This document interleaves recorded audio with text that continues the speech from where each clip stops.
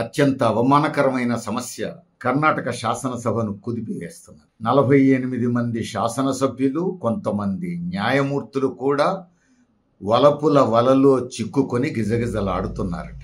ఈ వలపుల వలలో చిక్కుకోవడం ఏమిటి, అది శాసనసభను కుదిపివేయటం ఏమిటి, ఇది సమస్య. పైగా ఈ సమస్యను శాసనసభలో సాక్షాత్తు కాంగ్రెస్ కు చెందిన మంత్రే బట్టబయలు చేశారు. దాని మీద విచారణ జరపాలని కూడా డిమాండ్ చేస్తున్నారు. ఏమిటి వలపుల వల? ఇది శాసనసభను కుదిపివేసింది. ఈ సందర్భంగా బీజేపీ నాయకులు వీరంగం వేశారట, విచ్చలవిడిగా గొడవ చేశారట. దాంతో 18 మంది బీజేపీ శాసనసభ్యులను 6 మాసాల పాటు సస్పెండ్ చేశారట. ఏమిటి సమస్య? ఇంత ఆందోళనకు గురి చేసిన సమస్య ఏమిటి? వలపుల వలలో 48 మంది శాసనసభ్యులు ఎందుకు చిక్కుకున్నారు? ఎవరి శాసనసభ్యులు? ఆశ్చర్యకరం. బీజేపీ శాసనసభ్యులు, కాంగ్రెస్ శాసనసభ్యులు, జనతాదళ్ ఎస్ కు సంబంధించిన శాసనసభ్యులు కూడా వలపుల వలలో చిక్కుకున్నారట. ఏమిటి వలపుల వల? అమ్మాయిలు కన్నుగీటితే వీరా వైపు తొంగి చూశారట.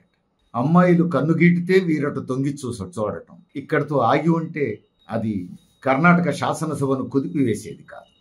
ఇవన్నీ వీడియోల్లో చిత్రీకరించారట.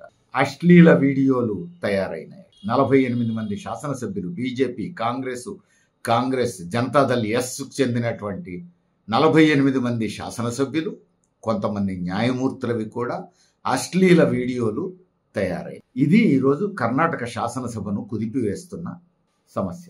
అయితే ఇక్కడ ఆశ్చర్యకరమైంది ఏమిటి అంటే, ఈ అశ్లీల వీడియోలకు చిక్కిపోయినటువంటి శాసనసభ్యులు అలాంటి ఘటన జరగలేదు అనట్లేరు. అమ్మాయిలు కన్నుగీటితే తాము చొంగి చూశాము అనేది వాస్తవం కాదు అనట్లేరు. అట్లా జరగలేదు అనట్లేరు. ఇదంతా కుట్రపూరితం అంటున్నారు. ట్రాప్ చేశారు అంటున్నారు. హనీ ట్రాప్ అట, ఇంగ్లీష్లో ముద్దు పేరు హనీ ట్రాప్.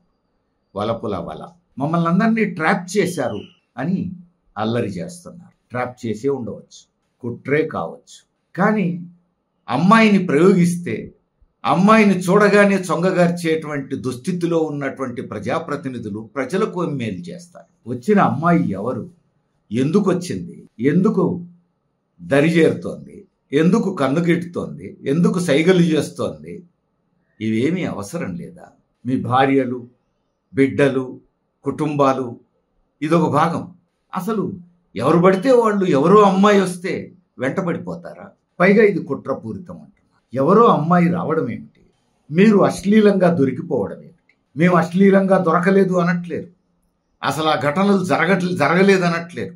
మమ్మల్ని అందరినీ వలపన్ని ట్రాప్ చేశారంటున్నారు. ఆ వలలో మీరెందుకు చిక్కుకున్నారు? ఎవరో అమ్మాయిని ప్రయోగిస్తే మీరెందుకు ఆ వలలో పడ్డారు? ఆ ఒడిలో మీరెందుకు వలలాడాలనుకున్నారు? ఇది కదా. ఇక్కడ బీజేపీ లేదు, కాంగ్రెస్ లేదు, జనతాదళ్ ఎస్ లేదు. ఆందోళనకరమైంది, కొంతమంది న్యాయమూర్తులు అనే పేరు కూడా పత్రికలో వచ్చింది. ఎటుపోతున్నది సమాజం? అంటే అమ్మాయిలను ప్రయోగిస్తే దేనికైనా లొంగిపోతారని, అమ్మాయిలను ప్రయోగిస్తే ఏదైనా చేయడానికి సిద్ధపడతారన్నమాట. ఇంకా వీళ్ళు ప్రజలకు అంకితం అయ్యేదే ఉంది, ప్రజలకు చేసే సేవ ఏముంది, రాజ్యాంగాన్ని గౌరవించేదేముంది, ప్రజాస్వామ్యానికి విలువనిచ్చేదేముంది, ప్రజా ప్రయోజనాలు వీళ్ళు కాపాడేదే? ఏ విశ్వాసంతో ప్రజలు వీళ్ళని నమ్మాలి? పైగా బీజేపీ, కాంగ్రెస్, జనతాదళ్ ఎస్ అనే తేడా లేదు. అందరికందరూ కుట్రపూరితం అంటున్నారు. మరొక కాంగ్రెస్ నాయకుడు, ముఖ్యమంత్రి కాదలిచిన వ్యక్తి వీళ్ళందరినీ ట్రాప్ చేశాడు అంటున్నారు. ముఖ్యమంత్రి కాదలుచుకున్న వ్యక్తి ట్రాప్ చేస్తే ఆ ట్రాప్లో మీరెందుకు పడ్డారు? అదే నిజమైతే అమ్మాయిలను పంపిస్తే ఆ వలలో మీరు పడిపోతారా? అశ్లీల వీడియోలకు మీరెందుకు చిక్కారు? మీరెందుకు అశ్లీలంగా తయారై నిలబడ్డారు? ఎవరో అమ్మాయి వచ్చి కనుసైగ చేస్తే మీరు అశ్లీలంగా తయారైపోతారా? దేనికైనా సిద్ధపడిపోతారా? ఇది ప్రజాస్వామ్యానికి అవమానకరం. సభ్య సమాజం చీదరించుకునే సమస్య. ఇక వారి కుటుంబాలు, బంధుమిత్రుల సంగతి చెప్పనవసరమే లేదు. ఇంతటి అవమానకరమైనటువంటి స్థితికి ప్రజాప్రతినిధులు దిగజారితే మరి దేశం ఎటుపోవాలి?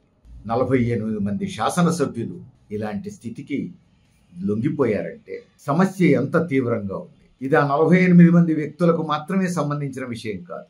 బీజేపీ, కాంగ్రెస్, జనతాదళ్ ఎస్ లేదా మరో పార్టీ అనే తేడా లేకుండా ప్రజాప్రతినిధులు, రాజకీయ పార్టీల నాయకులు అమ్మాయిలు వలవేస్తే చిక్కుకోవడం అనేది ఆందోళనకరమైన విషయం. ఈ సమస్యను సీరియస్గా పరిగణలోకి తీసుకోవాల్సింది సభ్య సమాజం, ప్రజలు.